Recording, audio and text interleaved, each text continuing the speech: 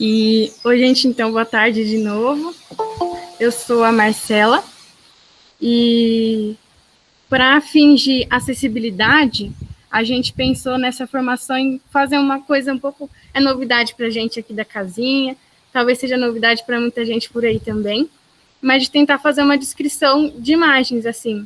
Então, por exemplo, agora eu estou falando, então quando a pessoa for ligar o microfone para falar, se apresentar, por exemplo, eu sou a Marcela, eu sou uma mulher branca, eu tenho cabelo castanho, uma franja meio bagunçada, e eu tô usando uma regata cinza.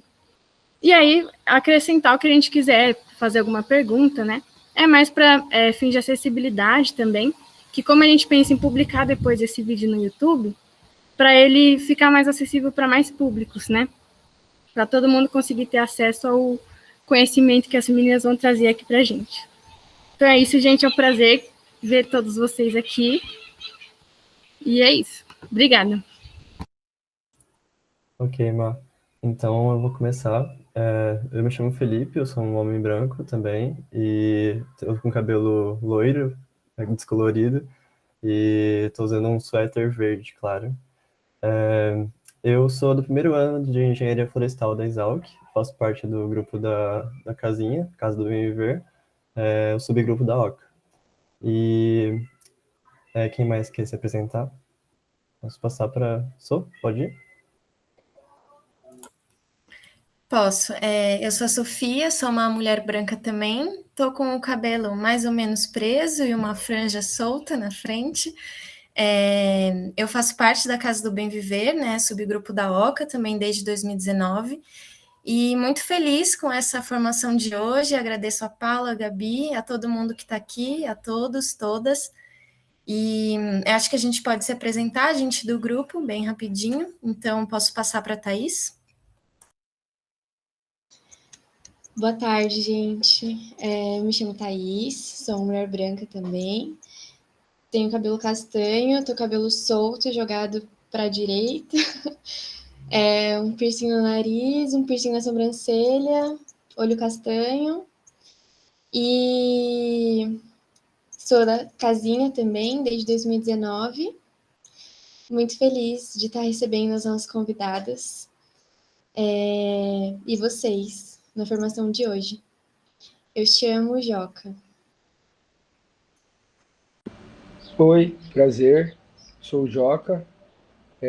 Sou também sou um homem branco, tô com cabelo raspado, careca,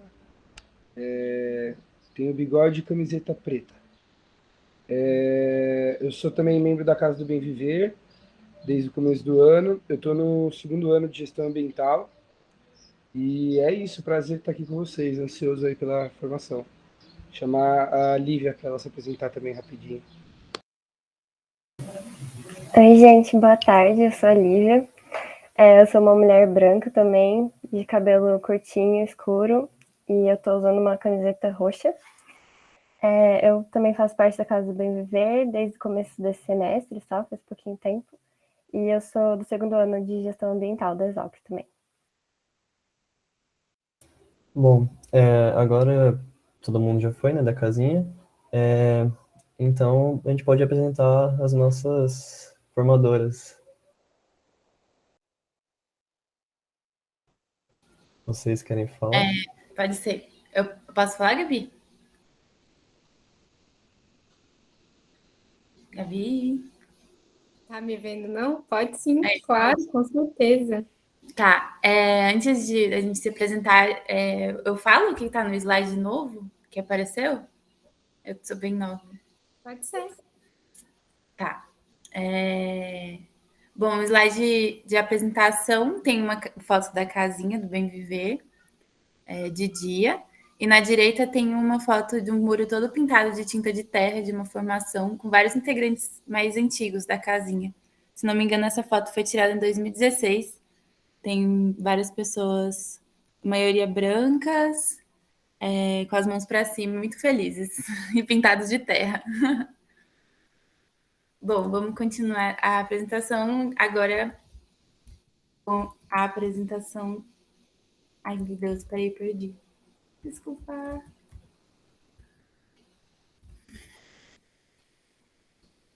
Gente, eu perdi a apresentação.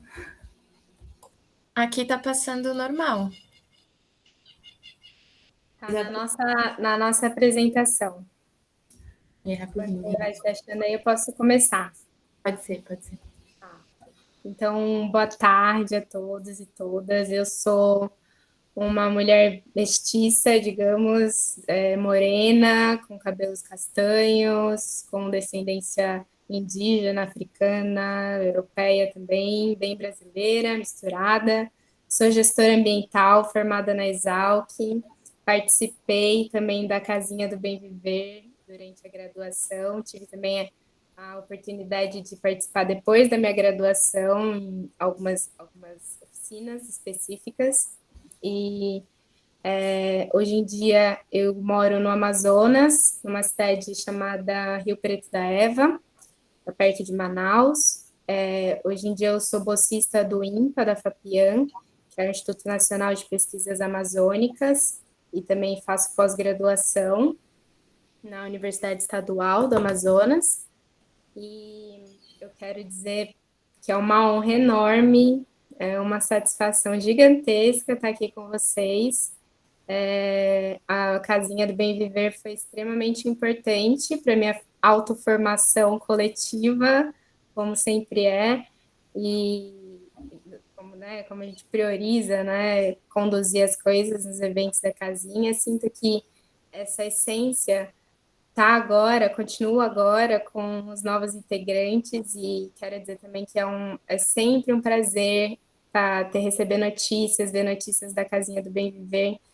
Acho lindo o movimento que vocês estão fazendo, né, se adaptando ao cenário, né, pandêmico, virtual, e que, por um lado, perde na questão da prática, mas imagino que, de algumas maneiras, vocês conseguiram contornar isso, mas que, de um outro lado, cria oportunidades muito ricas, como essas formações online que vocês têm conduzido, proporcionado, que nós, por exemplo, pelo menos eu não tive no início da minha graduação, né, várias pessoas do primeiro e segundo ano, e que eu imagino que está recebendo já uma carga de conteúdos de tamanha importância e relevância, né, não só para quem está dentro da Exalc, mas para a nossa sociedade em geral. É muito, muito rica, uma experiência muito rica. Então é isso, passo agora para a Paula. Oi, eu sou a Paula, sou uma mulher branca, tô com cabelo preso e minha franja descolorida para frente, franjinha curta, e tô de biquíni laranja porque o Goiás faz muito calor agora, tá fazendo muito calor, então é um biquíni laranja. Eu vou me formar agora em engenharia agronômica no final do ano, licenciada em ciências agrárias também. E atualmente eu estou em processo de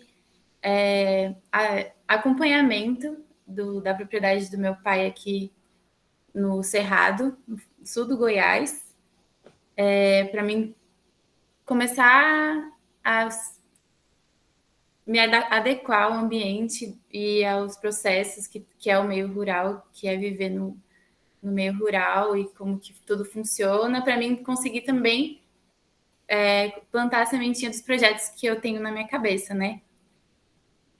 A Casinha do Bem Viver foi um abre-alas para a minha vida, assim. Foi onde eu encontrei a primeira vez com a permacultura. E eu tenho muita felicidade, eu fico muito feliz, muito emocionada em ver vocês tocando, pessoas queridas, maravilhosas, as que eu não conheço, tenho certeza que também são, tocando esse projeto que, assim, tenho orgulho de ter participado da gestação e de ter continuado também. E fico muito grata pelo convite, estou nervosa, provavelmente vou engolir algumas palavras no começo. E é isso, agradeço demais a todos vocês aqui e vamos seguindo. Se a gente conseguir. Eu posso só, então, fazer uma fala rapidinha antes de vocês começarem a formação mesmo? Então, só para contextualizar, né, continuando essa fala inicial, Então, a gente, né, faz parte da Casa do Bem Viver, que é um subgrupo da OCA, que é o Laboratório de Educação e Política Ambiental da Exalc, USP. Não sei se todo mundo que está aqui é da Exalc.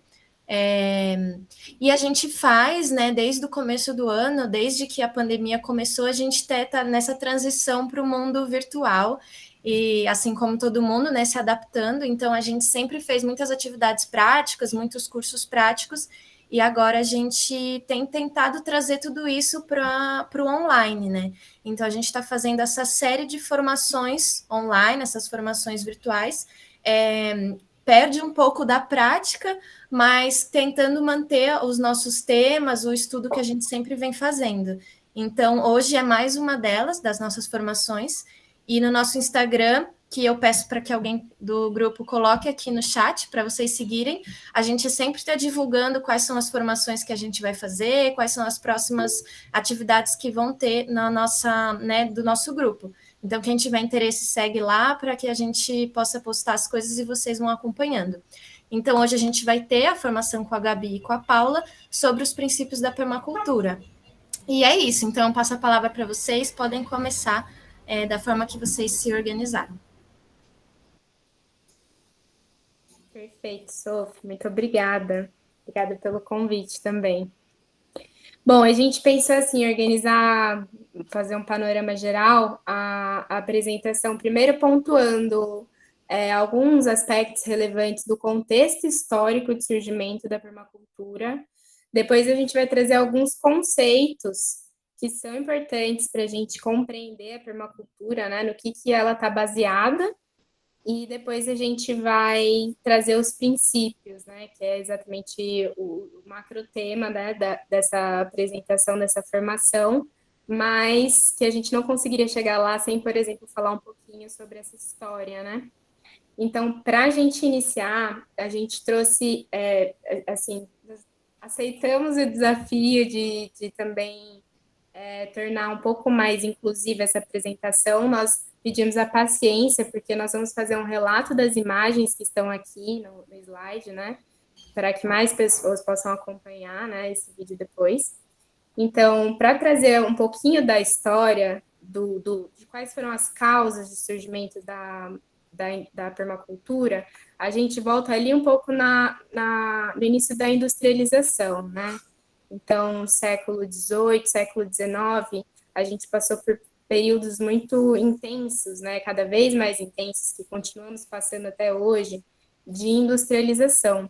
Então, essa primeira imagem, em cima do slide, ela traz um processo linear, né, de quais são as etapas da industrialização. Então, primeiro tem a extração, para esses recursos extraídos serem concentrados em locais que vão fabricar produtos, né, que é a produção, que vai ser destinada a centros também, né, concentrados, digamos assim, de distribuição desses produtos, supermercados, shoppings, etc., até isso chegar nas residências dos cidadãos, né, que é essa quarta etapa aqui do consumo. Depois desse consumo, muitas pessoas pensam que é o fim, né? Mas ainda tem outra indústria, que é a indústria dos resíduos, né?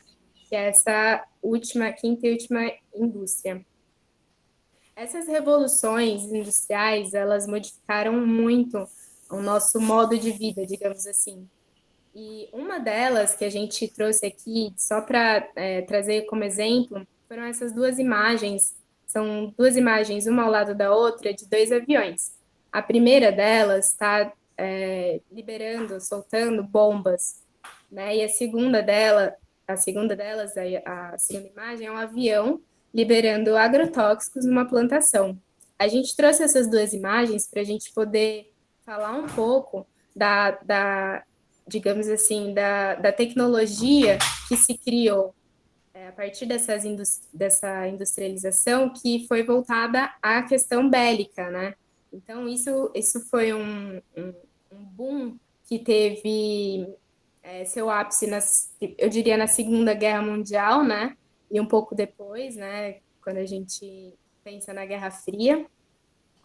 E que depois principalmente a Segunda Guerra Mundial, como não tinha como usar todos esses tanques de guerra, esses aviões de bomba, os produtos tóxicos que foram produzidos com essa finalidade, muitas dessas tecnologias foram transferidas para a agricultura, que aí vem o que a gente chama hoje em dia de Revolução Verde, que aconteceu mais ou menos na década de 70.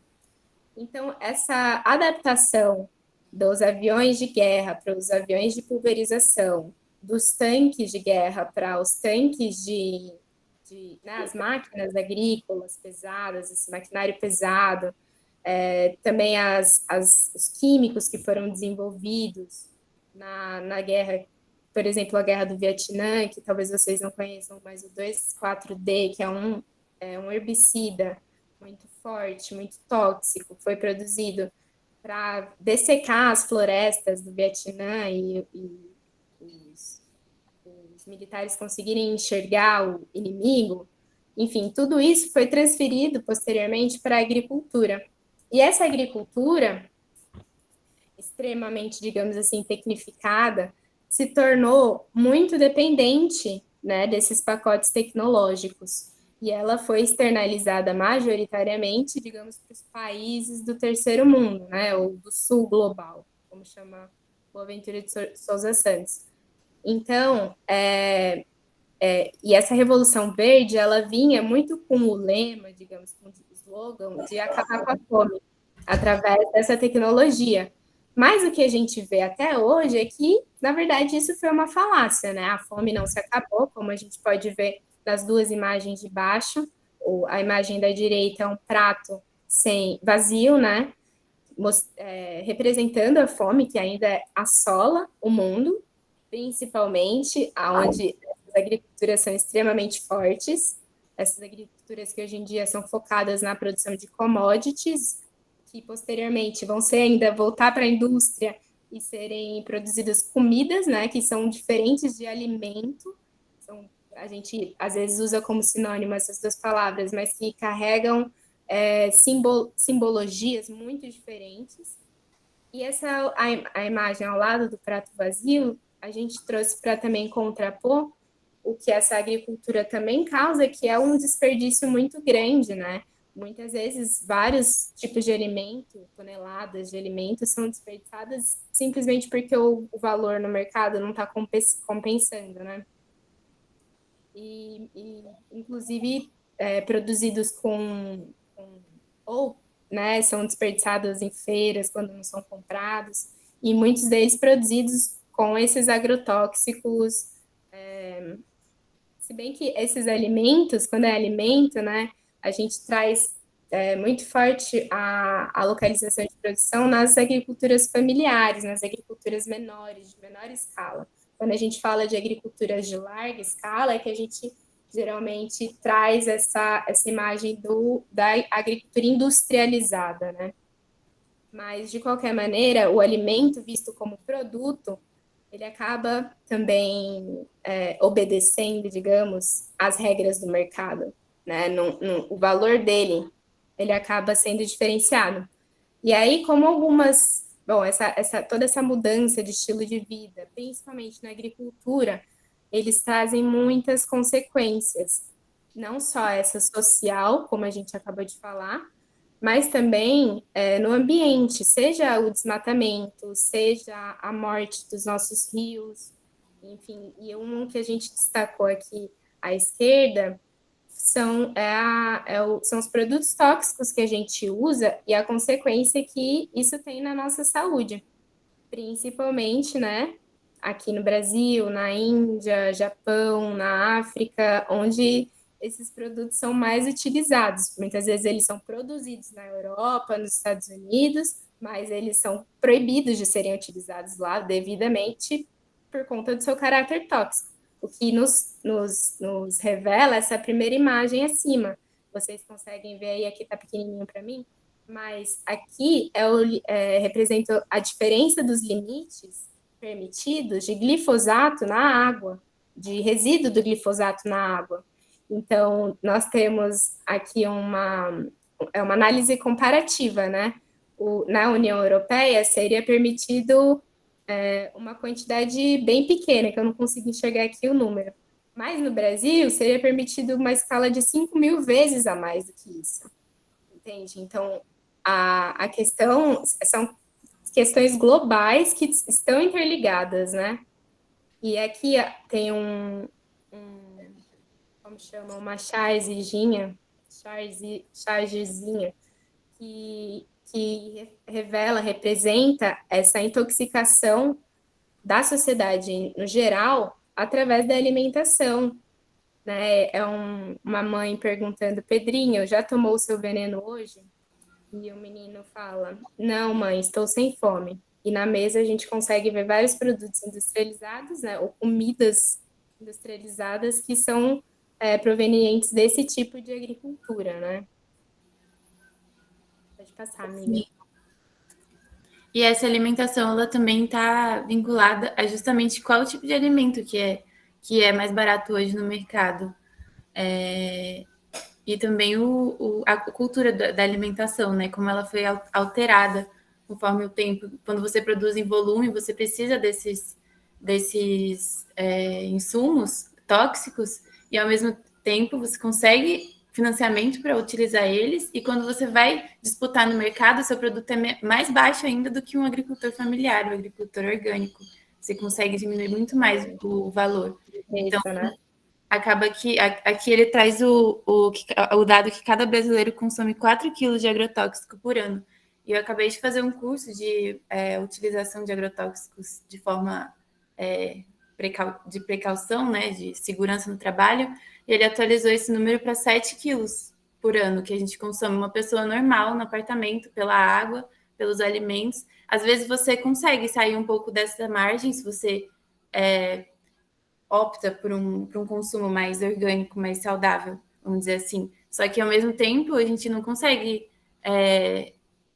lidar, tipo, como que fala? A questão da água é uma questão que não tem como a gente controlar muito, né? E quem tem acesso, né, a frutas, legumes, a alimento de verdade, quem consegue comprar hoje em dia é um item, né, que restrito, digamos assim.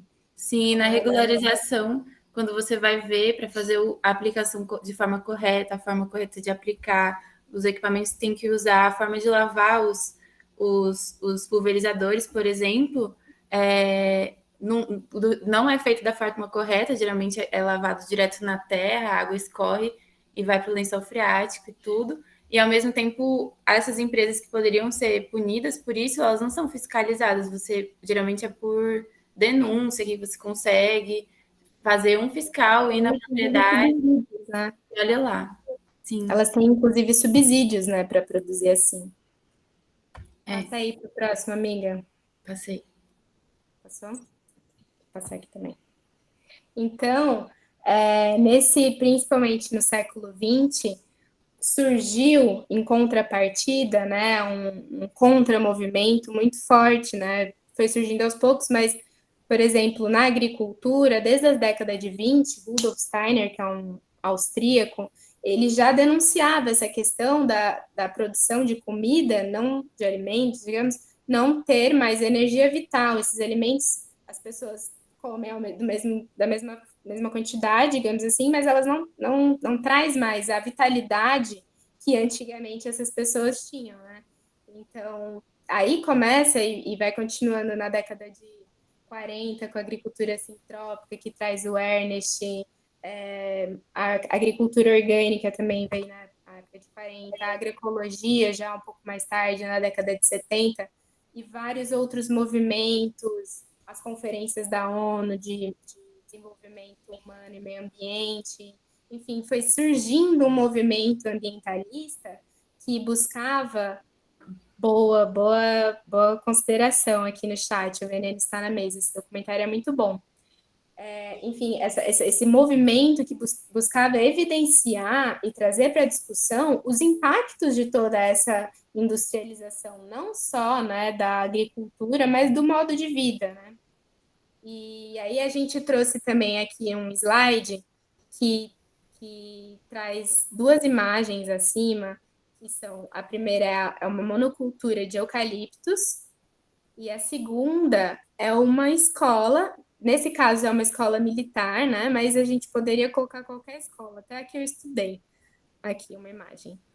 Para a gente trazer como que a visão do século passado, digamos assim, ela prioriza uma padronização, né? Uma linearidade, e aqui a gente coloca algumas palavras, uma simplificação, homogeneidade, algo que é estático, então aquela noção de que o professor é o detentor do conhecimento e os alunos são os receptáculos desse conhecimento, da decoreba do conhecimento, né? Que é muito reducionista, que divide o sujeito do objeto e não os consideram como parte de uma relação, né? Em que os dois são sujeitos e os dois são objetos ao mesmo tempo. E todo esse movimento socioambiental que vem surgindo, eles contrapõem essas ideias, buscando instaurar, né, uma visão ou um paradigma. Aliás, o nome desse slide que eu não falei, né, chama expansão de paradigmas. E o paradigma é o quê? É a visão de mundo, né, é o modo de compreender o mundo. Então, ao buscando expandir esse paradigma que existia, eles queriam trazer novos conceitos, digamos assim, do que é um sistema, o que é um sistema, né?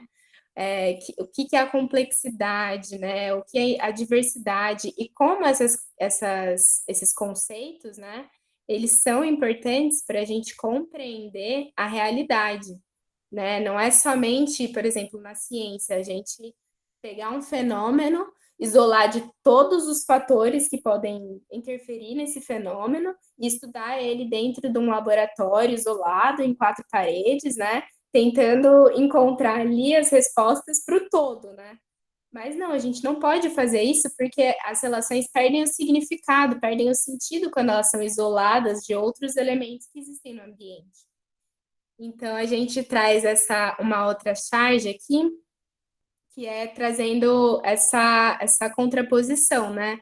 São duas ilustrações, a primeira, e a diferença entre elas é o cabelo. A primeira é um cabelo todo para cima, como se fosse monocultural, de uma espécie só, e a segunda é um cabelo todo diversificado. E as frases que estão escritas, a primeira é fuja da monocultura de ideias, e a segunda é cultive uma mente agroecológica. Quer falar, Paula? Não, tranquilo, pode continuar. Massa. Então, bora. Então, só para trazer um pouco mais ilustrado, né, essa questão da expansão de um paradigma, a gente trouxe o exemplo que eu acho que é muito comum quando a gente aprende a ecologia na sala de aula, que é a da cadeia alimentar, né? A gente aprende como se ela fosse linear, como se fosse o produtor, né? E aí tem o que está aqui representado pela plantinha, produtor vegetal, que produz a energia, a matéria através da energia do sol. Aí a plantinha ela é consumida pelo grilo, que é o consumidor primário, o grilo, por sua vez, é consumido pelo sapo, que é o consumidor secundário, que é consumido pela cobra, que é predada pelo gavião. E ainda nem tem o mais importante de todos aqui, que a gente não tinha na imagem, que são os decompositores, digamos que são os predadores de todos esses aqui, né? Passivos, mas são. E essa é a visão linear, é uma visão linear das relações ecossistêmicas, digamos assim, e restrita porque a gente está fazendo um recorte só da questão das relações alimentares. E uma contraposição, um exemplo do que seria o expandir os paradigmas, essa visão reducionista, seria essa visão sistêmica que a gente vê a parte direita do slide, né? Que tem uma imagem com uma teia de relações alimentares, né? Então, temos aqui os vegetais produtores primários, né? E que são consumidos pelo louva-a-Deus, pelo preá e pelo sabiá. E o louva-a-Deus, já, aqui está sendo considerado como consumido por outros animais e insetos. Então, ele é consumido pelo lagarto, pela rã, pelo, que eu não estou conseguindo ler, que é o grilo, e pela aranha. E aí o grilo, por sua vez, ele também é consumido, e pelo sabiá, né? E o grilo também é consumido pelo sabiá, né? Então já vai complexificando a ideia de cadeia alimentar. Não é uma coisa exatamente, né, cadeia mesmo, fixo e definido, mas é uma coisa interativa e dinâmica entre diversos elementos que estão naquele ambiente. Isso que a gente está visando só a questão alimentar. Se a gente quiser realmente olhar para as relações ecológicas, a gente vai ter que enxergar para quem habita o quê, enfim, incluir aí outros seres que não animais ou insetos, e complexificando ainda mais essa teia de relações. E aí a gente trouxe aqui uma frase que é do Capra, e ele fala, que eu acho que é muito representativa, e ele fala: a natureza do todo é sempre diferente da mera soma de suas partes. Então não adianta a gente isolar só uma parte buscando querendo compreender o todo a partir desse fragmento, né? E essa é uma frase do livro A Teia da Vida, uma nova compreensão científica dos sistemas vivos, de 1996. E eu queria também deixar uma recomendação de filme, que também tem um livro do Capra, que é o Ponto de Mutação. Ele é muito bravo. Nossa, é fenomenal esse filme. E é um diálogo assim entre uma cientista física, um poeta e um político. É muito interessante. E trata um pouco sobre essa expansão dos paradigmas, né? Pode passar, amiga. Vai, nega. Então, falando do surgimento da permacultura, aqui a gente encontra duas imagens dos ditos fundadores do conhecimento e desenvolvimento da permacultura, que temos uma foto de um homem branco, Bill Mollison, de barba, e do David Holmgren, branco também, cabelo curtinho, sem a barba. Os dois são considerados os pais da permacultura. E eles, a partir do momento que eles viram, eles são australianos, da Nova Zelândia, e a partir do momento que eles viram que os estudos de outras culturas e de outras relações com a terra se baseavam numa extração dos recursos e uma exaustão da terra, eles viram que a partir da observação de povos originários da Austrália, de onde eles moravam, de onde eles são nativos, aquela relação de linear que a gente falou, de extração, era diferente entre aqueles povos. Eles tratavam tudo com mais respeito, com mais carinho, basicamente. Então, a partir dessa observação que eles fizeram desses povos, eles começaram a divulgar o conhecimento deles. Aí a gente tem à esquerda uma linha do tempo, com os livros publicados por esses dois autores. O primeiro foi publicado em 1978, que é a Permacultura 1, e logo em seguida, no próximo ano, em 1979, foi a Permacultura 2, e os dois basicamente contam a metodologia, os processos de observação e de entendimento de como que aqueles povos ali lidavam com os recursos, os processos, e como que eles conseguiam cultivar e se relacionar de forma permanente, sem precisar sair para outro lugar, sem exaurir totalmente aqueles recursos. Por daí que vem o nome permacultura, cultura permanente, que se permanece, que continua. E aí, depois desse lançamento do Permacultura 2, eles criaram o primeiro PDC, em 1981, lá na Austrália. O que é PDC? É curso de design ou desenho em permacultura, que é basicamente a partir do momento que eles desenvolveram aquelas técnicas e princípios e processos, eles conseguem fazer um desenho do local onde você quer se estabelecer, ou um local que você quer alterar, ou um local que você quer permanecer, ou algum problema que você tenha resolver, como que a partir desses princípios que foram observados eu consigo encaixar em um desenho em um design, na verdade, para conseguir que aquele problema seja resolvido. Tô me bananando. Aí, depois em 1988, eles lançam um livro que fala melhor sobre como que é o curso em si de desenho em permacultura, que é o Permacultura, o Manual do Designer. Que aí sim tem os passo a passo que a gente vai falar mais para frente de como que é esse desenho. E acontece que em 1992 eles vieram aqui para o Brasil e fizeram o primeiro PDC aqui, em Porto Alegre, se não me engano, né, Gabi? Em 92. E o David Holmgren chegou a vir aqui para o Brasil para fazer esse curso. E deve ter sido muito legal. É isso. E nesse ano também, em 1992, foi o ano não está aí na linha do tempo, mas foi o ano da criação do primeiro Instituto de Permacultura do Brasil, que foi o IPB, na Bahia, pela Marcia Hanzi. E, assim, com o passar dos anos, outros institutos foram sendo criados. A ideia era criar um instituto de permacultura por bioma, e alguns existem até hoje. Nesses institutos você também encontra cursos de permacultura, caso vocês tenham interesse de se aprofundar no tema. Alguns desses cursos, principalmente esses fornecidos pelos institutos, eles costumam ser bem caros.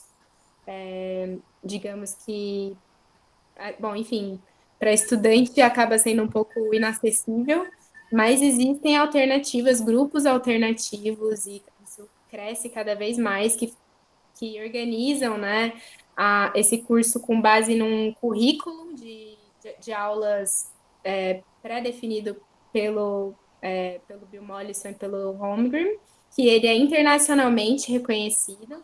Então, por exemplo, eu e a Paula nos formamos em permacultura com esse grupo aqui, que é o Grupo Curari de Permacultura, que eles estão em Botucatu, e pelo menos até o início da pandemia, né, não sei como estão agora, mas eles realizavam 1 ou 2 cursos por ano. A gente fez em janeiro de 2018, 10 dias de curso inesquecível, mudar a vida da pessoa. Então, próximo. Tem uma colocação no chat. O Fernando perguntou: é possível afirmar que a permacultura difere do mero extrativismo por, intencionalmente, se tiver que intervir no meio, fazê-lo buscando equilíbrio constante, pensado? Eu acho que só o constante pensado o pensado no design em si, né, é planejado, mas para mim equilíbrio e constante são palavras é meio difícil se equilibrar estando constantemente constante, talvez. Sim, o equilíbrio ele vem dos processos dinâmicos também, né? Mas eu acho que talvez o próximo slide possa clarear um pouco. Deixa eu passar aqui também. Essa pergunta, né, de se diferenciar do mero extrativismo, né, planejado e consciente, porque, primeiro, os 2 primeiros livros que a Paula apresentou no slide anterior, o Permacultura 1 e o Permacultura 2, eles traziam uma definição de permacultura que era realmente muito alinhado à questão da agricultura, mas estritamente alinhado à agricultura. Então, eu vou ler aqui. Antes eles fizeram a junção dos termos permanent e agriculture, que significa permanência e agricultura, e a definição que eles deram foi: a permacultura é um sistema integrado em evolução constante, aí sim, constante, mas em mudança, no caso, constante, de plantas perenes que se auto-perpetuam e espécies animais úteis ao homem. Em essência, um ecossistema agrícola completo. Então, essa foi a primeira definição que foi dada à permacultura. E aí, 10 anos depois eles já começarem a a estruturar PDCs, né, esses cursos, interagir com outras pessoas e outras ideias, eles lançaram o Manual do Designer, em que eles expandem o próprio conceito de permacultura, né, para ser o planejamento e a manutenção conscientes de ecossistemas agriculturalmente produtivos, sim, e que tenham a diversidade, a estabilidade e resistência dos ecossistemas naturais. É a integração harmoniosa das pessoas e a paisagem, provendo alimento, energia, abrigo e outras necessidades, materiais ou não, de forma sustentável. Então, se expande tanto digamos assim, do mero extrativismo, né, ou da mera agricultura, digamos assim, porque nenhum dos dois são meros, né? Mas para considerar agroecossistemas humanos, aí sim como um sistema.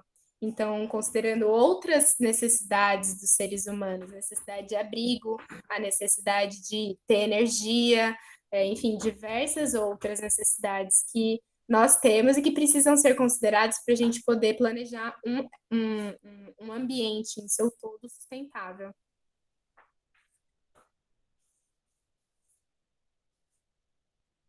Peraí, deixa eu passar aqui também. Bom, trouxemos aqui também algumas das influências, né, que vieram também naquele contexto histórico que a gente mencionou, né, que ajudaram a expandir esses paradigmas, que foram, bom, selecionamos algumas só aqui, gente, tá, para caber no slide, não ficar também muito denso. Mas a gente trouxe a Rachel Carson com um livro que ela fez mostrando muitos dos impactos ambientais que essa indústria da agricultura estava causando, com o livro Primavera Silenciosa, né? Temos aqui a capa do livro dela e uma imagem dela em preto e branco. Foi publicado na década de 60.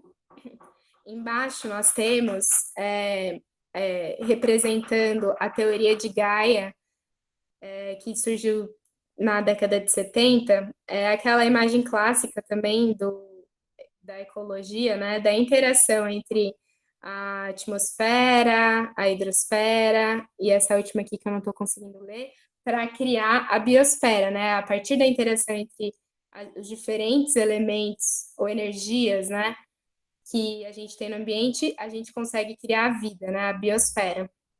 Então, essa teoria de Gaia, ela trazia uma perspectiva da Terra como um organismo vivo, e não como um organismo estático, mas que a gente precisava considerar os diversos sistemas, né, que existem na Terra como formas dela se regular e da importância da relação entre esses diferentes sistemas, né, da interação entre eles, e que um é tão importante quanto o outro, né. Também trouxemos o livro do Fukuoka, que é a Revolução de uma Palha, que vinha também nessa, digamos, esse movimento socioambientalista que a gente mencionou, de resgate das agriculturas nativas, em contraposição ao que estava se impondo como agricultura industrial, principalmente no sul global. Trouxemos aqui em cima, e a imagem é a imagem do livro, Revolução de uma Palha. Trouxemos aqui em cima uma imagem então, que são as linhas de curva de um relevo, né? Isso, né? As curvas de um relevo, né? Expressas num gráfico, e um livro chamado Keyline Plans, do P. Hillmans, da década bom, eu trouxe assim década entre 50 e 70 porque ele publicou muitas outras coisas, né? Mas que em suma, esse trabalho dele mostra uma ótima leitura da paisagem para a gente determinar quais seriam os pontos, os caminhos da água. Isso, curva de nível. Obrigada, Fernanda. Os caminhos da água na paisagem, conseguir identificá-los e determinar os pontos-chave de armazenamento natural já dessa água no ambiente, para a partir dessa observação a gente conseguir otimizar esses processos, né? E aqui embaixo, por fim, a gente traz um diagrama demonstrando a complexidade de um fluxograma de energias, que também, vocês vão ver mais para frente, inspirou a metodologia de design da permacultura. Essa ecologia, esse tema de ecologia de sistemas, ele foi cunhado pelo Howard Odum, na década de 70 e 80, bom, vai ser difícil de descrever, né? Mas basicamente ele considera um sistema fechado, um quadrado, em que fora do quadrado são os recursos externos que entram nesse sistema, que é o quadrado, e dentro do quadrado ele representa para onde que vai a energia, né? Ou matéria, que no caso é a energia, enfim, as relações e os caminhos da energia dentro do sistema, inclusive os desperdícios de energia, que é essa setinha, tudo aqui que sai de tudo, indo para baixo. Então, para a gente ver como o nosso sistema perde muita energia e toda a energia não utilizada, ela se torna, além de um desperdício, se torna poluição, né? Então, próximo. Vai, boneca. Vai, você, amiga. Tá bom. A gente trouxe também quais são as bases da permacultura, né? Que são fundamentais para a gente não perder de vista. E para a origem dela, né? Além de todas essas influências do contexto que a gente já mencionou. Então, a permacultura, ela se embasa muito em premissas filosóficas, digamos assim, éticas, e valores, princípios que vão guiar todo o trabalho prático que ela propõe, né? Que é, no caso, bom, eu não falei da imagem, mas a gente tem uma imagem de um globo, e em cima do globo nós temos um triângulo, em cada ponta desse triângulo, na ponta de cima, nós temos a palavra ética, que representa toda essa filosofia.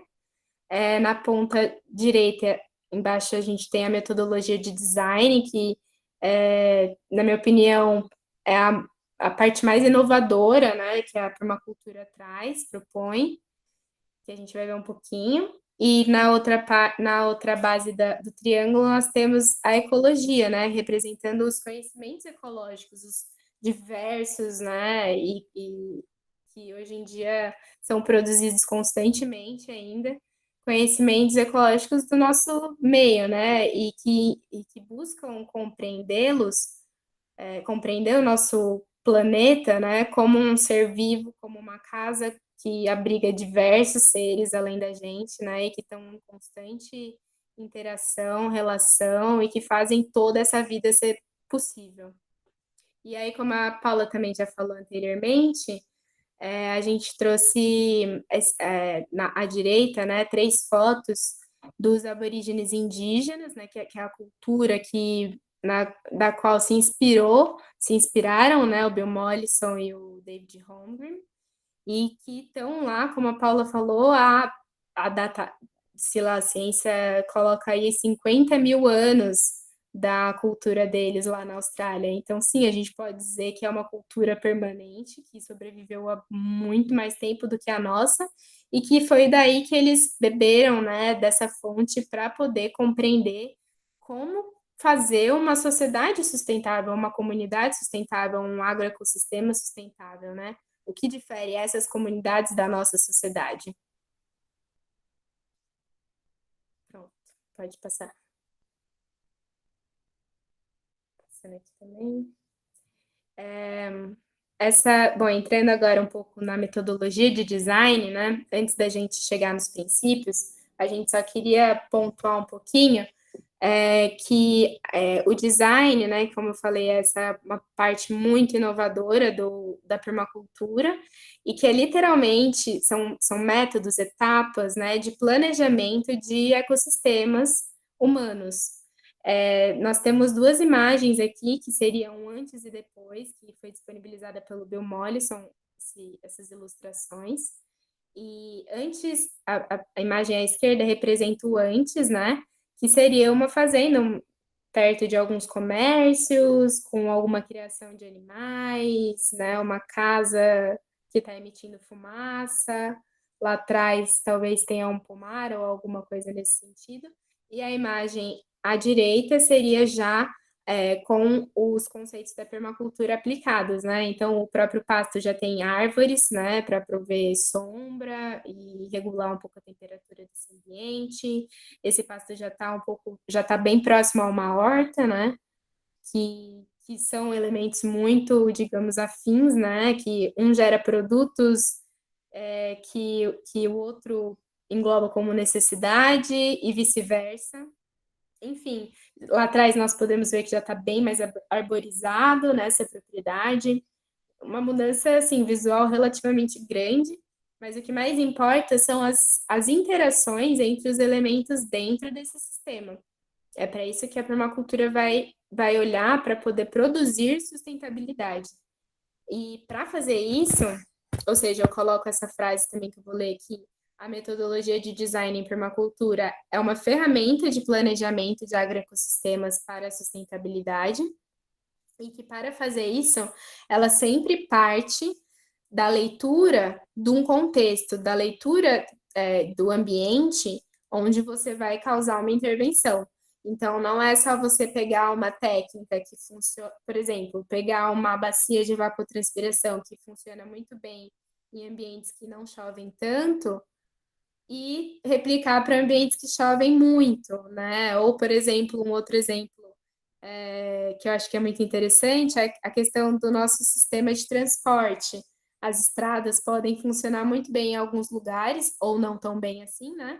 Mas em outros, por exemplo, como eu tenho visto muito a realidade aqui no norte, é o sistema hidroviário, não tem onde outra, assim, é muito mais barato, muito mais eficiente, demora mais, mas é a maneira como as pessoas estão não só acostumadas, mas que é o mais apropriado para o local, né?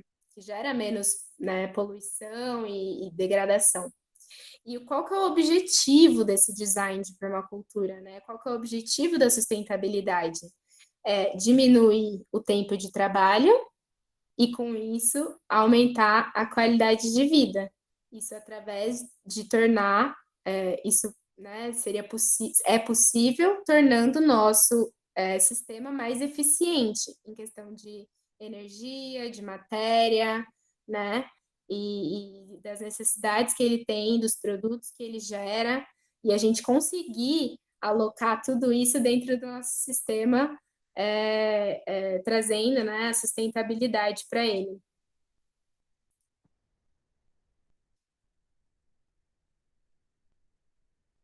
Bom, aqui a gente trouxe as etapas da metodologia de design, né? Bom, o objetivo, né, da metodologia de design é trazer para o papel, para uma maneira gráfica, digamos assim, visual, todas algumas etapas, né, para a gente construir, etapa após etapa, esse ecossistema integrado. Então, a primeira e mais fundamental etapa, como eu falei no slide anterior, é essa leitura do contexto, é essa leitura da paisagem. Então, observar atentamente e silenciosamente, digamos assim, em diferentes momentos, seja quando está fazendo sol, seja quando está chovendo, seja no inverno, seja no verão, porque o clima, a passagem do sol no céu muda, a depender da época do ano, né? As plantas que tem ali, né, as relações que já estão existindo ali, os elementos que já existem ali, sejam elementos internos ao sistema que a gente consegue mexer neles, alocar, retirar, incluir outros, sejam os elementos externos. Então, após essa leitura da paisagem, a gente faz uma análise desses elementos, que seria dividida entre quais são as características intrínsecas desse elemento, de cada elemento, quais são as necessidades que ele tem, seja de energia, seja de matéria, e quais são os produtos que ele gera. A partir dessa análise de cada elemento que a gente tem, a gente consegue montar um fluxograma. O que é um fluxograma? É um gráfico onde a gente consegue ver ou representar o caminho da energia no nosso sistema, entre os nossos elementos, tanto da energia quanto da matéria. Então, seria esse gráfico azul, Nossa, eu esqueci de novo de falar das imagens, né? Então, a primeira imagem da leitura da paisagem é um menino se localizando entre norte, sul, leste, oeste, através da posição do sol, de onde o sol nasce para onde que ele e onde que ele se põe. A segunda análise dos elementos é uma tabela que a gente colocou aqui, inclusive de uma análise de elementos que a gente fez da casinha durante a nossa imersão em 2018. A terceira imagem é o fluxograma também desses elementos que a gente analisou na casinha. Tem um fundo verde, tem vários elementos em círculos brancos e setas azuis de um elemento para o outro, indicando aonde que a energia sai, para onde que a energia vai, seja energia ou matéria, né? Aí nós temos uma quarta ilustração que representa a setorização. A setorização já é uma análise dos elementos externos que a gente não consegue, não externos ao sistema, mas externos no sentido de que a gente não consegue modificá-los, não consegue mudar, né? A gente não consegue mudar da onde que passa o sol no céu no inverno ou no verão, ou da onde que vem as chuvas ou os ventos, né? Mas eles são elementos, sim, são elementos cruciais para o nosso planejamento, então a gente precisa fazer um gráfico, e o interessante é que depois desse gráfico, a depender da técnica que você usa, do papel que você usa, você consegue sobrepor ele, por exemplo, na planta do seu terreno, da sua casa, e observar de uma maneira muito prática, né, esses setores de onde vem essas energias externas dentro, digamos assim, do seu sistema, né?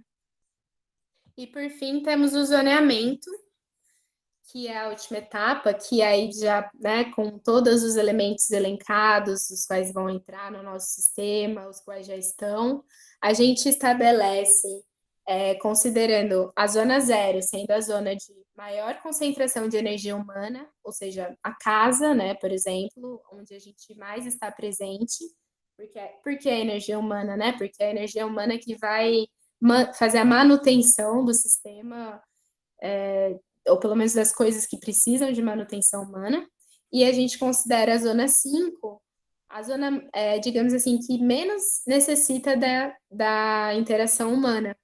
Então, ela poderia ser a zona ou a zona que tem mais difícil acesso. Sei lá, talvez o topo de uma montanha, se a casa está embaixo, poderia ser uma zona 5. Então, as zonas elas não são necessariamente concêntricas. Elas podem ser de acordo com a sua paisagem, o seu relevo, né? Às vezes tem um elemento que é um obstáculo, né, para você chegar em outra zona.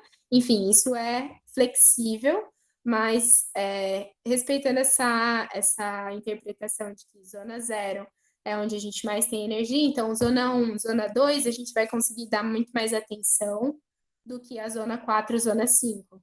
Então, uma horta, por exemplo, não seria interessante ela estar lá na zona 5, sendo que ela precisa de cuidados quase que diários, né?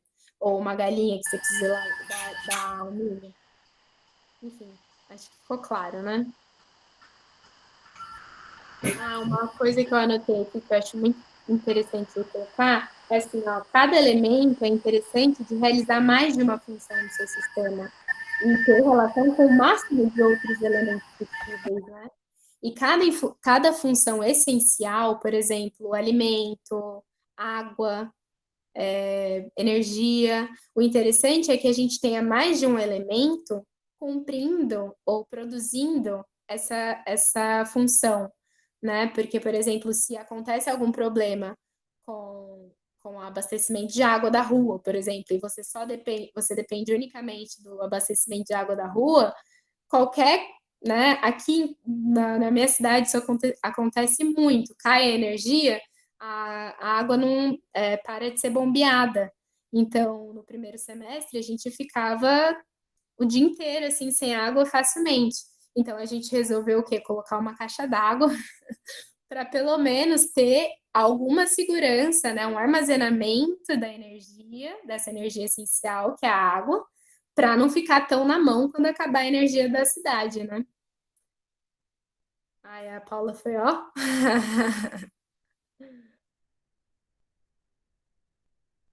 E aí a gente colocou aqui também, pontuou, mas não precisa voltar não, amiga.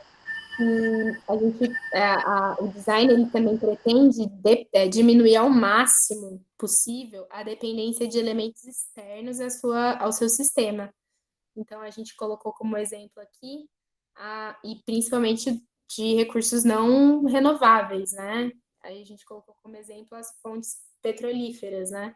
Que além de demandarem muita energia para serem transformadas em combustível, plástico, etc., etc., e causarem muita poluição nesse processo, elas são finitas. Então, toda a nossa sociedade hoje em dia ela é construída dependendo de energias desse tipo, né? E não temos um plano B, né? Ao momento que acabar o petróleo, como que a gente vai fazer, né? Se não nos reinventarmos. É verdade, batemos o horário de 6h30. Quem precisar sair. Falta um A tantinho. gente pode ficar mais uns 15 minutinhos. Bom, Não sei se... a Gabi Agora a gente vai entrar nos princípios, né? Sim, agora a gente vai entrar. A Gabi estava falando dos processos, né, de um design, do design permacultural, e o Bill Mollison e o David Holmgren, eles listam 3 pilares dentro das éticas da permacultura, que estão dentro das bases que ela falou antes, metodologia, ética e ecologia. Dentro das éticas, ele coloca os 3 pilares como a partilha justa, o cuidado com as pessoas e o cuidado com a terra. É uma imagem com 3 círculos, o vermelho da partilha justa, azul, cuidado com as pessoas, e amarelo, cuidado com a terra, que são as cores primárias, né, dessa interação. Então, todas as decisões, todo problema que eu olhar para mim procurar uma solução, seja ela permacultural ou não, ele tem que ser orientado por esses princípios éticos. A partilha justa, ela se encaixa muito bem no contexto que a Gabi falou de fome e desperdício de comida. A gente, quando olha para os elementos, eles vão ter suas necessidades, e os produtos, as suas necessidades são os produtos, e os produtos, às vezes, a gente não consegue nem lidar com aquele tanto de produção, que às vezes você tem de um manjericão que produz muito, você, em vez de jogar fora, você pode ver um vizinho que precise. O cuidado com as pessoas, ninguém vive sozinho, ninguém vive sem o cuidado, sem amor. Então, entra a empatia, entra o olhar para o próximo, olhar para as próximas gerações, que acho que a permacultura é muito isso também. Você olhar além do tempo, olhar o futuro, você vê o futuro agora, ter a capacidade de olhar para alguma coisa e ver ela no futuro já, e se ver nesse lugar de cuidado. E o cuidado com a terra, que é o cuidado tanto com o ambiente como com nós mesmos, né? Como a gente vai fazer isso tudo, sendo que a gente não cuida da nossa própria casa, do nosso próprio corpo e da nossa própria terra. Então, esses três princípios dentro da ética são os pilares, e eles se abrem nessa flor maravilhosa de todas as cores do arco-íris, que é um desenho de uma flor com 7 pétalas, cada uma de uma cor, e ele vai de contraste com aquela visão linear que a Gabi disse antes, que é do pensamento industrial, né? Cada pétala ela tem a sua individualidade, a sua beleza, a sua função, mas nenhuma vive sem a outra. Todas elas têm o seu papel e elas se interligam para também orientar como a gente vai seguir durante o design. Elas são o manejo da terra e da natureza, o espaço construído, as ferramentas e as tecnologias, a educação e a cultura, a saúde e o bem-estar físico e espiritual, economia e finanças, e a posse da terra e governo comunitário. Então, essas são as esferas que eles abordam enquanto estudo separado, mas visto como um todo, né? Que é o que a gente pretende. Ai, como é que eu saio? Aqui. Então, Posso completar uma coisa que eu acho muito interessante? Claro.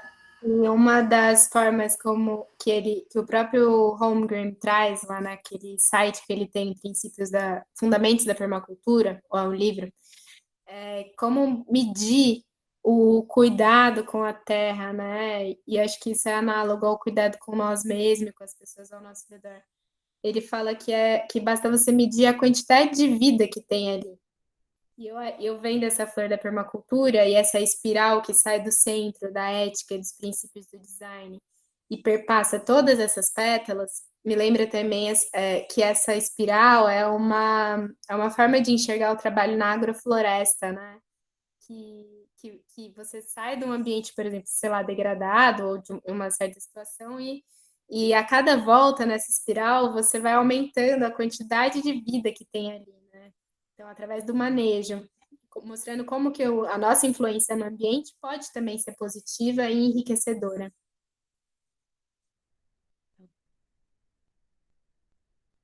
Sim, e traz uma noção de comunidade também, porque se a gente for parar para pensar, a gente não precisa saber e participar e de todas as pétalas, a gente não precisa abraçar o mundo maior do que nossos braços, se a gente puder fazer o nosso olhando essas interrelações, eu gosto de mexer com educação e cultura, eu não preciso necessariamente construir a minha escola no meu espaço construído, eu tenho alguém que pode me ajudar e a gente vai se interligando nesse processo, né? Calma aí. Então, dentro dessa flor da permacultura, temos essas diversas bolinhas que são os pontos focais dessa rede, dessa teia de princípios, que são 12, também cunhados pelo Bill Mollison e pelo David Holmgren. E o primeiro princípio é o observe e interaja. A beleza está nos olhos de quem vê. Ele está bem interligado com o começo do curso de design e permacultura, que é a leitura do ambiente.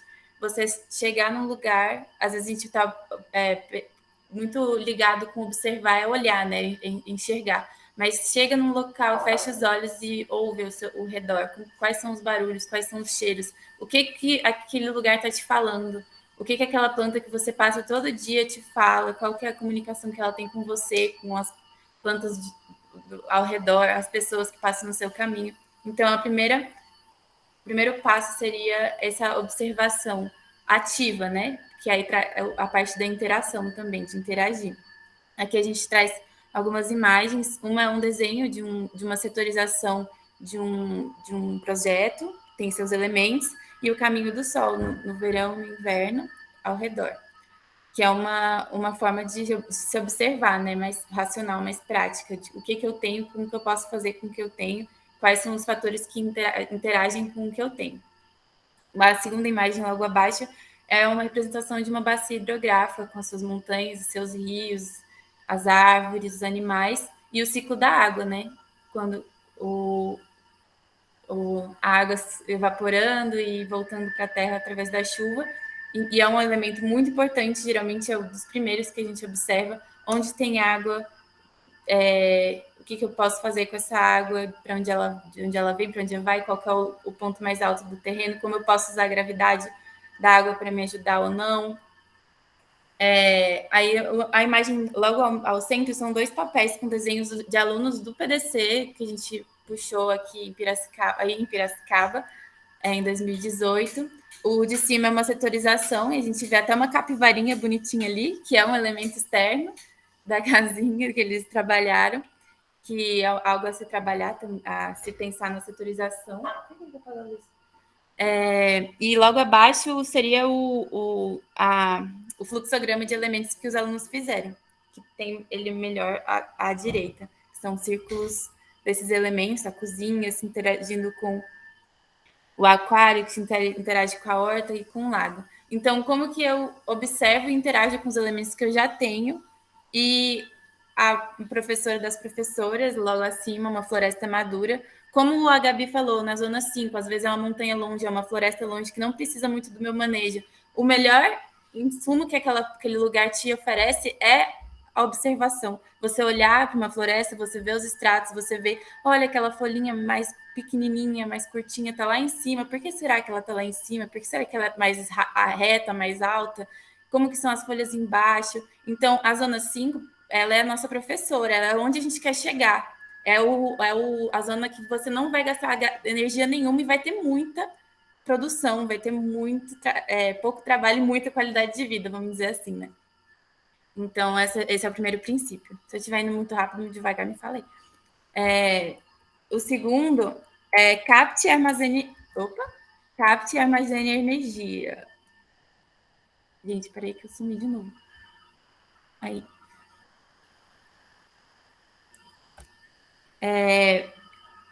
Produza feno enquanto faz sol. Um exemplo muito bom disso é um contraste legal. Eu aqui no Cerrado, com a Gabi lá na Amazônia. Cerrado é super seco, né? E a Amazônia é super úmida. Eu não vou...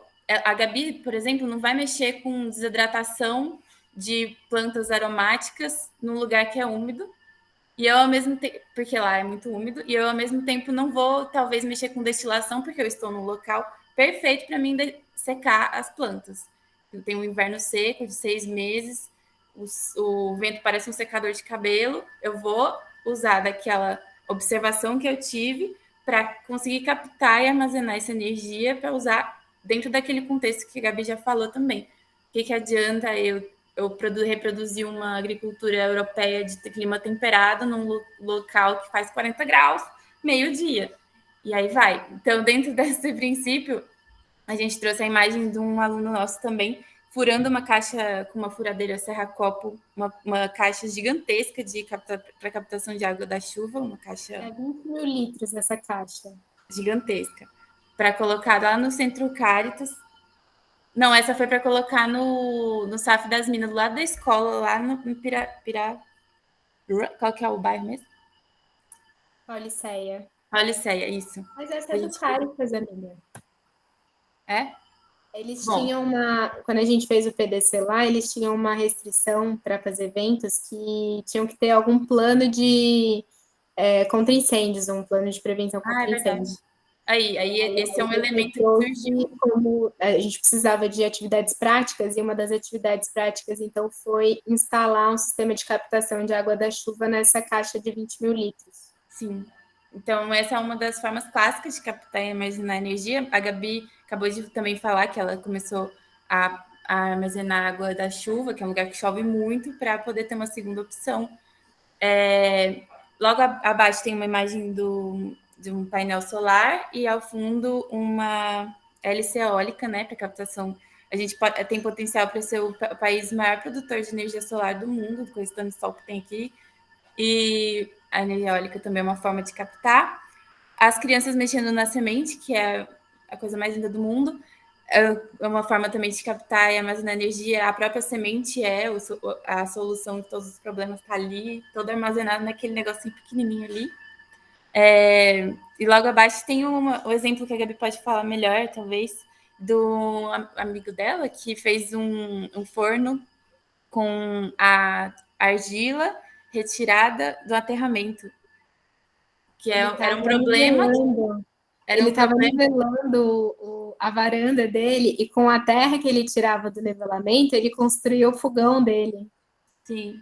Então, é um problema que vira solução. E a solução que vira o problema, armazenando lenha para captar energia, para depois fazer o arrozinho dele ali, gostosinho. E logo no centro tem uma imagem de uma galera muito feliz abraçando uma árvore centenária, que também é uma forma, né, vamos dizer, de captar e armazenar energia da felicidade, do cuidado, do carinho e da beleza. Vocês podem me interromper, que eu não estou vendo vocês, tá? O terceiro princípio é obtenha rendimento. Você não pode trabalhar de estômago vazio. A gente teve uma reunião com a Samantha do Polinise, não sei se vocês conhecem ela é agrofloresteira também, é daí da região, e a gente teve uma reunião com ela e ela falou uma coisa muito real. A gente tem que ver as coisas de forma mais holística, mais sensível, mas a gente não pode deixar de olhar para a questão do rendimento, da produtividade das coisas. Tipo, quanto que a gente vai tirar dessa área? Qual que é a minha intenção de fazer uma agrofloresta ali? Claro, tem todas as relações externas que a gente já entende, né, de coisas boas, mas e aí? Quanto de manga que eu vou tirar dessa mangueira? Quanto de girassol que eu preciso, de semente que eu preciso armazenar para ano que vem eu ter o bastante para poder plantar tal área. Então, é uma coisa que a gente precisa também observar. Aí eu trago uma imagem no canto superior esquerdo, que é um prato colorido, todo coloridão, dentro de um círculo. Em volta dele, os vegetais diversos, couve, cenoura, que envolvem o que chegou naquele prato. E fora, no círculo exterior, no contexto, a comida orgânica e agroecológica. Logo embaixo, a gente tem um exemplo de uma agrofloresta com horta, milho, girassol, com bastante rendimento ali guardado e já sendo colhido.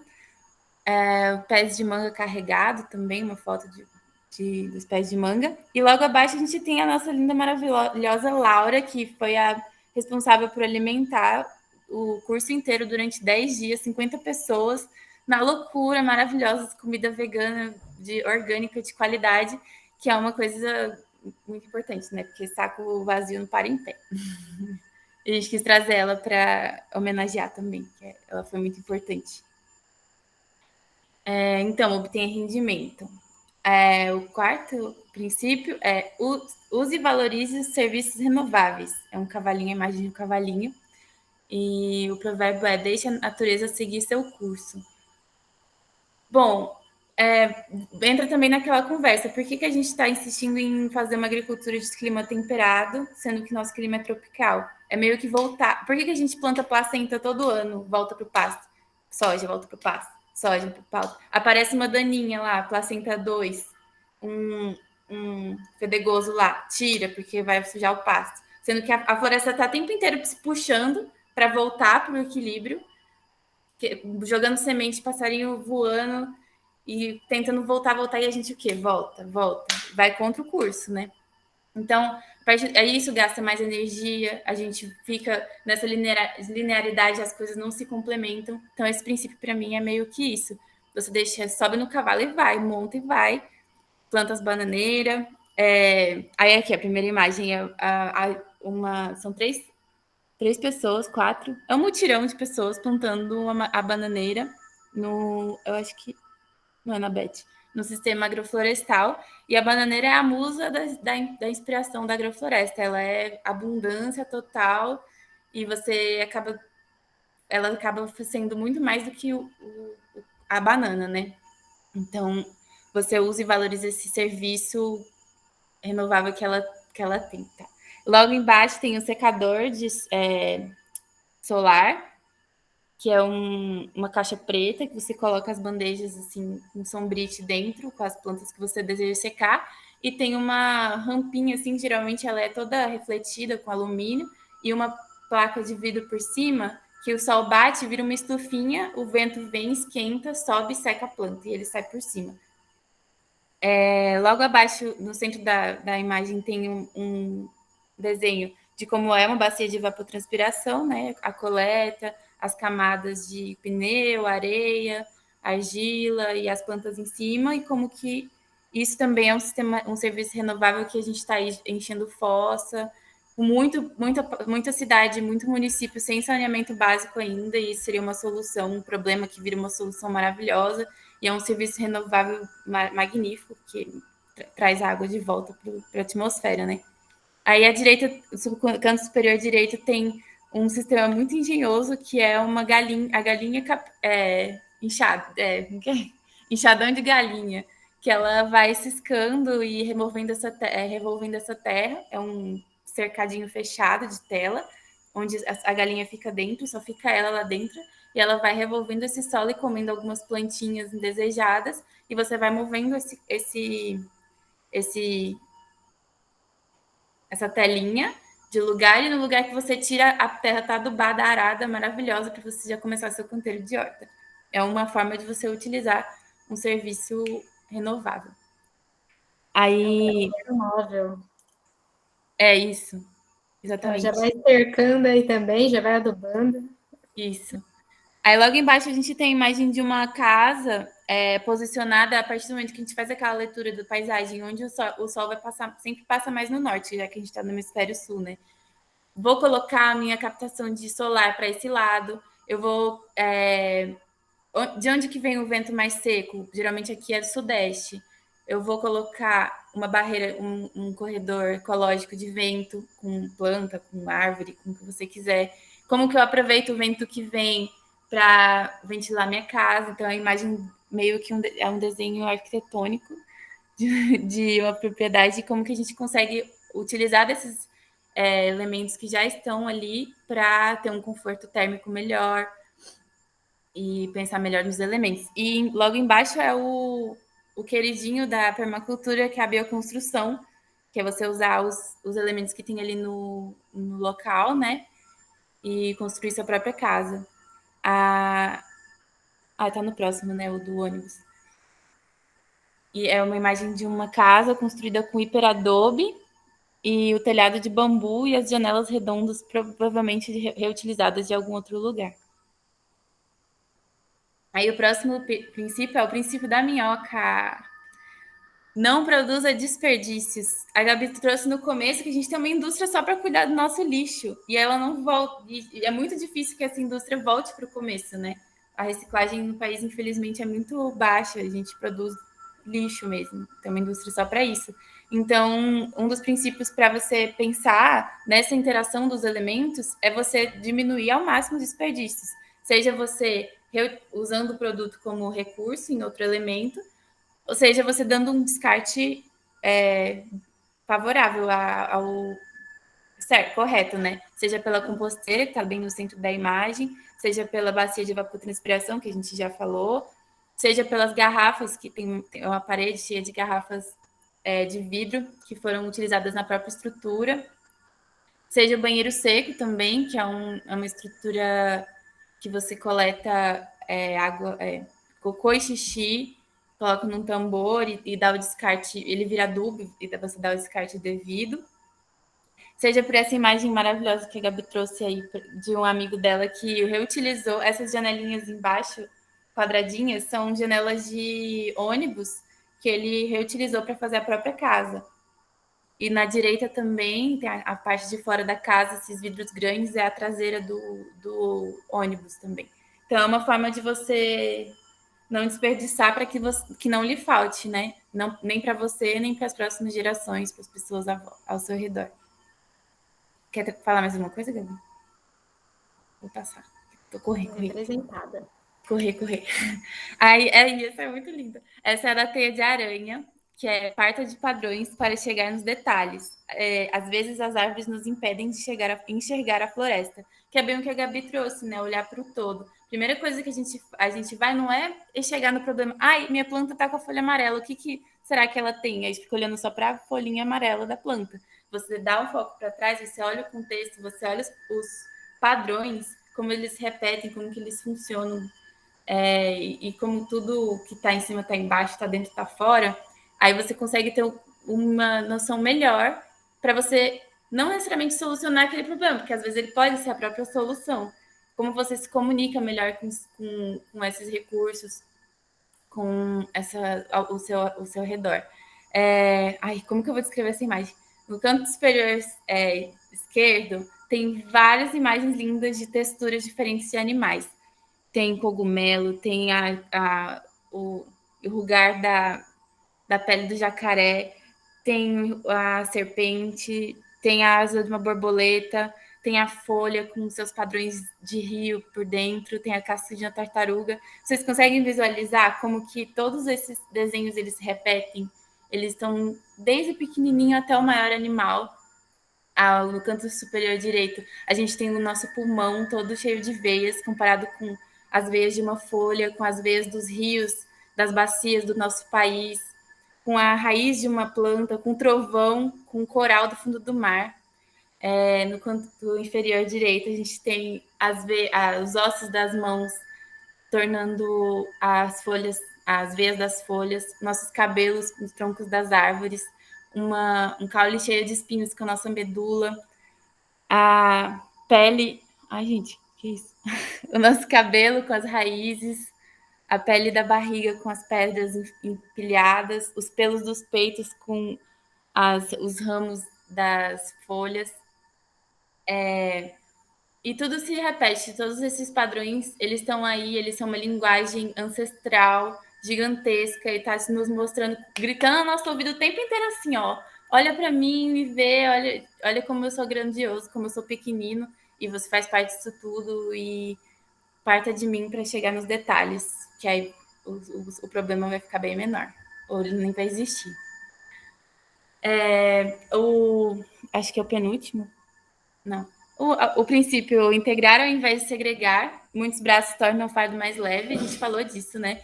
De como que as esferas têm que se conectar, como que os elementos se conectam, como as pessoas têm que... A parte de cada um ter o seu papel, todo mundo pegar na mão e fazer sua parte e conseguir fazer os nossos sonhos realizarem. E aí tem o exemplo de uma agrofloresta, que é basicamente as árvores de mão dada pelo chão, que é integrar ao invés de segregar na floresta. Temos uma charge com várias pessoas diversas segurando um lápis, quebrando a palavra não, e escrito em cima: é tempo de desconstruir preconceitos e construir uma sociedade inclusiva. Temos uma imagem no canto superior direito de um dos cursos, um dos eventos do curso do PDC, que é uma ciranda de várias pessoas de mão dada, e a Paina maravilhosa tocando tambor dentro e cantando lindamente. Temos 2 imagens de várias pessoas felizes reunidas para tirar foto depois de um curso maravilhoso de PDC dos anos de 2017, não, dos anos de janeiro de 2018 e julho de 2018, do curso que a gente concretizou aqui lá em Piracicaba, e logo abaixo tem vários parceiros que participaram justamente para mostrar que para um negócio acontecer, sozinho não vai não, sozinho você não segue. E logo abaixo tem uma imagem linda de uma mulher, metade da cara ela é indígena e metade da cara ela é negra, que é bem a cara do Brasil mesmo, que é todo mundo junto, reunido, misturado, e sai um suco gostoso. Outro princípio, gente, rapidinho. Use soluções pequenas e lentas. Quanto maior, pior a queda. Devagar e sempre ganha a corrida. Nunca dê o passo maior que a perna. Você quer começar um negócio? Vai devagarzinho. Porque às vezes a gente fala, nossa, que ânsia de plantar uns 20 hectares de agrofloresta. Aí você planta e aí dá tudo errado. E aí você desiste do que você queria fazer. E desiste outras pessoas também que veem você desistindo e que deu errado. E aí desmotiva uma galera. Então, o caracolzinho, ele chega antes de qualquer outra pessoa. Ele vai devagarzinho, que é o mascote desse princípio. Aí tem uma imagem, se não me engano, acho que essa é do Ernest Ghost, né, Gabi? 2001, 2019. São imagens antes... Instituto Terra, no Vale do Ribeira, no Minas Gerais. Fazenda Olhos d'Água. Ah, não é outro. Tá, então é um antes e depois de uma propriedade totalmente, 2001, totalmente seca, cinza, com uma casinha no meio, morrendo de calor, sem água, sem muita felicidade. E depois de 2019, 18 anos depois, tudo verde, maravilhoso e verde, e água, e pessoas felizes, provavelmente. Isso mostra que, 18 anos para conseguir... É bastante terra ali que ele tá, é uma área grande na foto. Então, 18 anos para conseguir fazer isso, temos que ir com calma. As sementes nos mostram isso. Ela tem uma árvore que demora 200, que é uma imagem logo de baixo, é uma peneira de artesanal, não sei qual que é esse material, com várias sementes coloridas lindas. Uma sementinha dessa, ela pode demorar 200 anos para produzir outra semente. E uma vai produzir 20 milhões de sementes, e ela vai esperar, e ela tá tranquila ali, no lugar dela, esperando o lugar dela germinar, para daqui 200 anos ela ser produtiva, vamos dizer assim. Então, é um ensinamento a se pensar, né? A gente, às vezes, é muito afobado, isso também está no dia a dia, né? Se a gente está alinhado, se a gente está com todos os outros princípios e com o nosso bem-estar e com os princípios éticos, a pressa ela é inimiga da perfeição mesmo, porque ela só vai te fazer ficar ansioso mesmo, e isso não vai ajudar muito, não. Talvez você tenha que aprender com isso também, tá na hora, né? Mas eu acho melhor ter mais paciência mesmo. Aí, Gabi, eu não sei qual que é essa imagem que você colocou das palhas. É a produção de adubos dentro da própria propriedade, né? Em contrapartida ao comprar o adubo químico pronto, né? Industrializado também. Isso pelo menos você tá fazendo, demora demanda mais trabalho, mas você está aumentando, né, no solo a quantidade de vida, né? Sim. Está injetando uma seringa de nutriente na planta.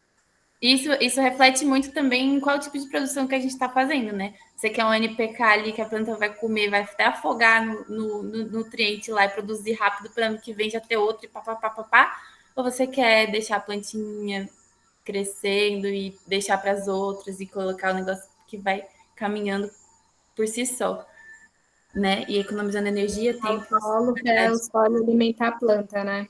Exatamente. Amiga, vamos passando mais rápido, tá? Tá acabando, juro, gente. Aí aqui é o do beija-flor. Use e valorize a diversidade. Não coloque todos os seus ovos na mesma cesta. Aí a gente tem uma imagem de vários animais, de insetos da floresta tropical. São incontáveis, de vários formatos, de várias cores e sabores. E os monocultura de milho, que são 9 bichinhos. Então, esse contraste, né, de uma monocultura para uma floresta tropical.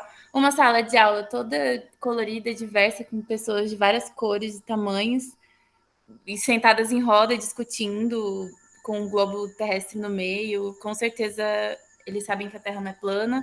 E logo em cima, no meio, tem o país maravilhoso que é o Brasil, cheio de cores e animais e plantas diversas.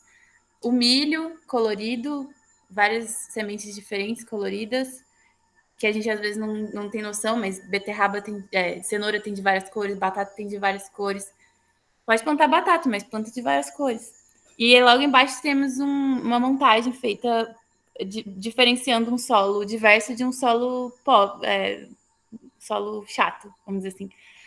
O solo diverso tem várias interações, tem várias exudatos, várias comidinhas diferentes para as plantas, para os animais, e as plantas muito mais felizes, muito mais sadias, se relacionando bem, tendo suas amiguinhas ali para compartilhar, enquanto na monocultivo todas as plantas iguais, com o solo compactado, pé de grade, comendo e produzindo as mesmas coisas, e aí vai ficando doente, o solo vai ficando doente, as pessoas vão ficando doentes, as plantas doentes, todo mundo doente. E aí, acho que é o último. É o último, não, penúltimo. Use as bordas e valorize os elementos marginais. Não pense que está no caminho certo somente porque ele é o mais bonito, batido. Isso está muito... Um exemplo bom disso é o nosso intestino delgado, o intestino grosso, delgado, que ele tem várias microvilosidades. Quanto mais borda, é por onde mais tem energia para absorver. Isso está tanto ao pé da letra, quanto a cultura nas bordas, como que é a cultura marginal das cidades, de onde que vem o movimento e como que isso eu trago isso para minha vida, né? Aí tem uma hidroponia de alface numa parede vertical, uma horta em espiral, que nem o que tem na casinha do Bem Viver, uns telhados com captação de água de solar. Ai, Gabi, eu não sei qual é essa do... Bom, é isso. E as margens do rio, né? Que são fundamentais para a existência do rio, para não assorear, né? As famosas áreas de preservação permanente. Sim. Valorize as bordas. E a última, que é a da borboleta, use a criatividade e responda às mudanças. A verdadeira visão não é enxergar as coisas como elas são hoje, mas como serão no futuro. Que é isso, né? A gente tem muitas coisas para pensar, para interagir, para comunicar, para conseguir desenvolver um futuro viável, né? Então, a gente ser flexível, a gente se adaptar é uma parte muito importante disso tudo, né? A gente tem as tecnologias, a gente tem a capacidade, e é isso, a gente tem que só saber como observar tudo isso e levar tudo isso que a gente vê em consideração para reagir de forma criativa, né? Solução não tem. Aí tem uma imagem de uma coleta de lixo na água com uma peneira. Uma charge... Ai, eu não consigo ler. De um lado, a charge representa uma gangorra, né? De um lado, da parte que está suspensa, tem a população dizendo queremos escola, queremos hospital, e do outro lado tem uma pessoa representando 1% da sociedade com uma bolsa, um saco enorme de dinheiro, maior do que a população do outro lado, dizendo que não temos dinheiro, estamos em crise. Sim. Aí no meio tem... Ai, bem, eu não tô conseguindo ler, eu tô com a telinha de apresentadora. A imagem também é uma ilustração, contrapondo, né, a pegada ou o impacto que nós deixamos no planeta, e do outro lado, um ambiente mais natural, representando qual é a capacidade de suporte, né, desse ambiente onde nós estamos. Será que ele suporta todo esse impacto que nós produzimos, ou qual que é a nossa pegada, literalmente ecológica, né, no planeta, no ambiente? Sim. Aí no centro tem pessoas felizes mexendo com a terra, tinta de terra, que é uma forma também de usar a criatividade, pintar tudo com tinta de terra, ser feliz também, deixar as coisas mais belas, porque faz as pessoas quererem seguir mais bem também. E em cima tem o campo, né? Uma imagem que representa a conexão do campo com a cidade, uma relação saudável, com bastante arborização e a importância que é o campo para alimentar, né? Para alimentação real, assim. A gente parar de pensar que o agro se resume ao que a gente vê na TV, né? Só no Globo Rural, às vezes. E logo abaixo, um monte de seta em post-it grudado na parede, em amarelo virado para a direita e uma grandona em vermelha virada para a esquerda. Às vezes a gente precisa ir contra a maré mesmo tendo que seguir o fluxo da natureza. Às vezes parece que está todo mundo querendo não seguir e a gente está seguindo. Então, entender que o fluxo da natureza é muito maior do que o momento que a gente vive, às vezes, das nossas dificuldades e seguir em frente. É isso, gente. Desculpa aí, demora. Muito obrigada. Gabi, eu não sei. É isso, gente, que a gente planejou trazer para Perdão! vocês. Desculpa o prolongamento, desculpa mesmo, mas a gente gosta muito de representar as coisas em imagens, né? Dizem muito mais que palavras, e também, né, atendendo a esse desafio incrível de integrar ao invés de segregar e ler as imagens para as pessoas deficientes visuais também poderem interpretar, compreender e participar, né, desse vídeo posteriormente no YouTube. Também parabenizo muito a iniciativa de vocês com diversos temas fundamentais, de várias formações incríveis, e agradeço muito, foi uma honra poder estar aqui compartilhando um pouquinho do que a gente aprendeu na casinha, né, e estar retribuindo agora para os novos integrantes um pouquinho, né, de todo esse aprendizado, e espero que da próxima seja presencialmente, para a gente poder colocar em prática e continuar construindo essa casinha, né, com muitas mãos. A Paula está compartilhando aí com vocês no chat Fala aí, amiga. É um drive de um compilado de várias cartilhas, não necessariamente só de permacultura, tem de abelha, agroecologia, a parte de medicinais. É um bem boladão que a gente está compilando, e quem quiser também colocar, contribuir com alguma cartilha, só não pode editar, tipo, apagar, mas acho que rola de fazer upload. É um monte de cartilha que a gente juntou aí durante o tempo, sobre vários assuntos legais. Eu queria agradecer vocês, as duas, e todo mundo que participou antes ou que ficou até agora. Foi muito incrível, assim, essa fala de vocês, a formação, a aula, né? Eu acho que todo mundo compreendeu a questão do tempo, ficou bem livre para quem precisava sair. Agradeço quem também pôde ficar até agora. E queria saber se alguém também quer fazer, né, algum comentário, alguma pergunta. Acho que a gente, né, se alguém também quiser comentar alguma coisa, podem também, às vezes, mandar no chat ou abrir o microfone e falar. Eu só tinha pensado em comentar uma coisa, assim, né, que quando a Paula estava falando, né, sobre o rendimento, e daí deu o exemplo da Samantha, que está fazendo né, iniciando uma produção de agrofloresta, né, e daí sobre essa questão, né, de que às vezes fica só na filosofia, mas no fundo também tem, no final também tem que ter o rendimento, tem que ter a produção. Mas eu acho que a gente também tem que passar dessa andar um degrau acima, assim, né? De não é uma coisa ou outra, né? Ou você vai para a filosofia e vê a questão, né? Uma cosmovisão, entende os princípios, a ética e vai para esse lado mais, sei lá, humanas, ou você vai para a ciência, ou você vai para a produção. As coisas, as duas estão interligadas, né?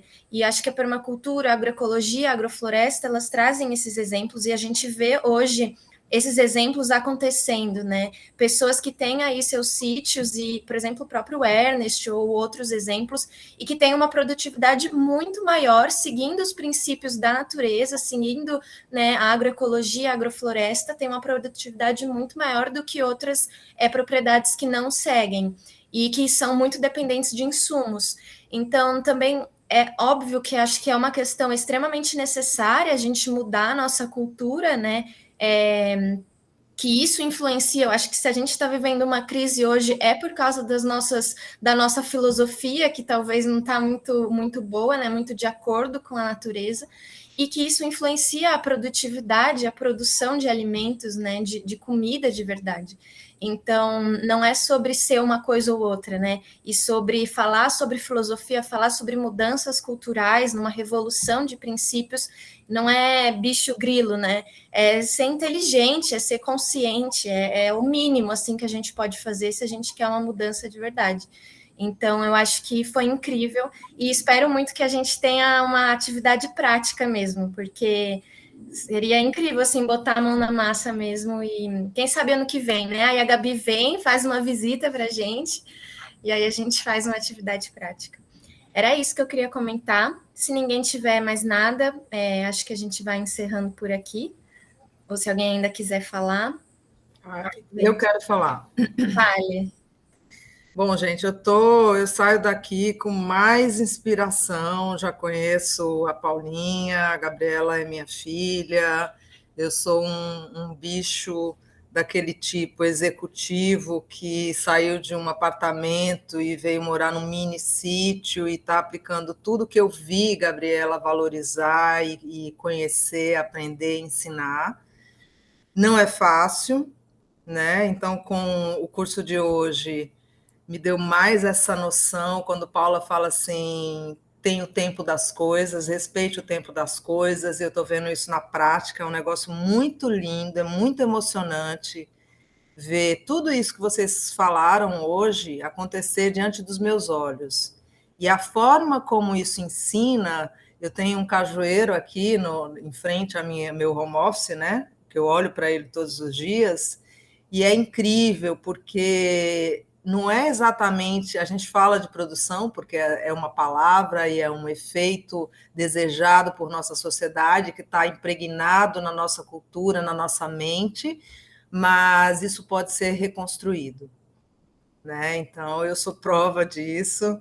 As minhas paredes são pintadas com geotinta do aprendizado que eu tive na Casinha do Bem Viver, quando eu fui participar, né? A Gabriela estava junto com a Paula fazendo esse processo de um curso, um retiro, não me lembro exatamente, mas o que eu guardei foi esse aprendizado, ter o contato, primeiro contato com isso tudo, da forma prática, o que para mim foi um bicho de 7 cabeças, e hoje está sendo outro, porque agora eu estou implementando. Então, é muito difícil, por mais inspirador que seja, não é uma coisa que se faz do dia para a noite para qualquer indivíduo, não tem a ver exatamente com você ter uma área ou não ter uma área, acho que é possível fazer isso dentro do apartamento, mas muito enriquecedor. Eu quero agradecer a vocês todas, eu acho vocês todas muito lindas, eu acho que vocês são a sementinha de um futuro bom para esse planeta.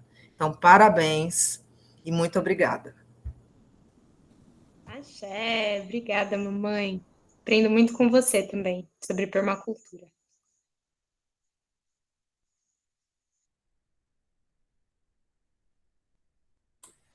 Mais alguém gostaria de falar?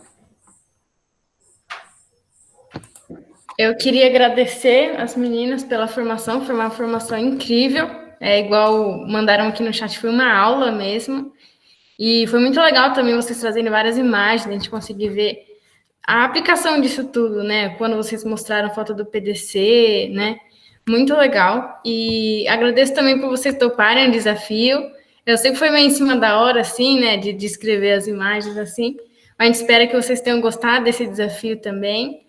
E é isso, gente. Só tenho a agradecer a vocês por aceitarem o convite de fazer a formação aqui para a gente, de darem essa aula perfeita aqui para nós e também de topar esse desafio. Obrigada. Eu também agradeço muito a vocês. Obrigada, Paula. Obrigada, Gabriela, por terem dado essa formação incrível. Eu, e como a Marcela também e a Lívia, somos bem novos na casinha e a gente não teve essa oportunidade de ter formações presenciais, ter mais experiências presenciais e ver como isso se aplica tanto na Casa do Bem Viver, como a permacultura, como a agroecologia, sempre tá viva lá. Poucas vezes que eu fui para Exalc, eu vi que isso é, é grande lá, sabe? Isso dá uma inspiração e é muito bom de ver como vocês também falam bem disso e transformam a nossa mente. E obrigado de verdade.